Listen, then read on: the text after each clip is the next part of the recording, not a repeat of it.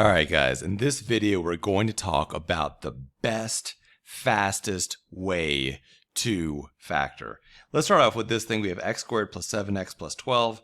I'm going to set up just two empty sets of parentheses, which I'm then going to fill in. I'm just going to walk you through this. I'm going to start off by looking at the first term. I'm going to see that this is x squared. I can get that by multiplying x times x. So over here, I'm going to put in the two things that multiply to this term, to the first term. Now for the last two things, I'm going to have to pick some number, a pair of numbers that multiplies to get 12. And so I'm going to just try something out. And here's the key of factoring. If you're factoring well, you're actually going to just guess something and then see if it works. It sounds kind of insane, but it is actually by far the fastest, most reliable way to factor.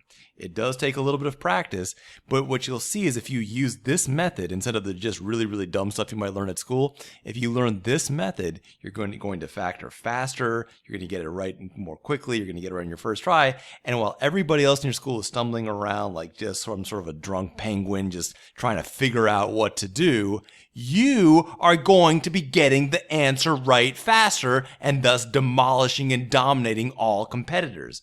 All right, let's take a look at this. So let's just pick something. So I'm going to pick a 6 and 2. 6 times 2 is 12. So I put a plus 6 over here, and I put a plus 2 over here. I'm going to multiply it out. I do x times x. That's x squared. Then I do x times like a positive 2. So I write plus 2x. Then I do 6 times x, which is plus 6x. And I do 6 times 2, which is plus 12, and then I combine like terms, all right? And so I get x squared plus 2x plus 6x, that's just 8x, plus 12. Oh no, it wasn't exactly right.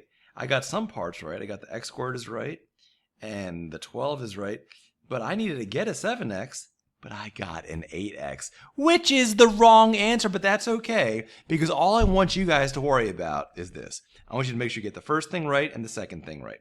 So we tried 6 and 2. 6 and 2 didn't work. Big deal. Big deal. We're just going to try some other stuff right now. So we're going to take our time. We tried 6 and 2. 6 and 2 didn't work. You know what we're going to do? We're going to try something else. So I say, well, what else? What else can multiply to get a 12? And that's all right. How about 3 and 4? 3 times 4 is 12. So x plus 3 and x plus 4. So I start the same way. X times x, that's x squared. Then I do x times 4. It's going to give me a plus 4x. Then I got 3 times x. I get plus 3x. Then I get 3 times 4, which is a plus 12. I combine like terms. I get x squared plus 7x plus 12. And so this is the right answer. And so this over here is right. Now, of course, in reality, I'd get it right on my first try. Why? Because when you practice this way, your mind starts to notice these patterns just automatically. It starts to make these connections. All you need to worry about, don't even worry about this middle term here. You just need to worry about the first term and the last term, and then you try some stuff out. And the first time you do it, it might take you 5 or 10 guesses. The second time, still maybe 5 or 10 guesses. After you do 10 or 15 of these, it might only take 2 or 3 guesses. And by the time you've done 50 of these, you're going to get it right on your first guess almost every time. And that's the correct way. That is the best way. That is the fastest way to do factoring. Let all the kids at your schools or all the other kids that you're going to demolish on the SAT, let them do stupid stuff like factoring by grouping and all that nonsense.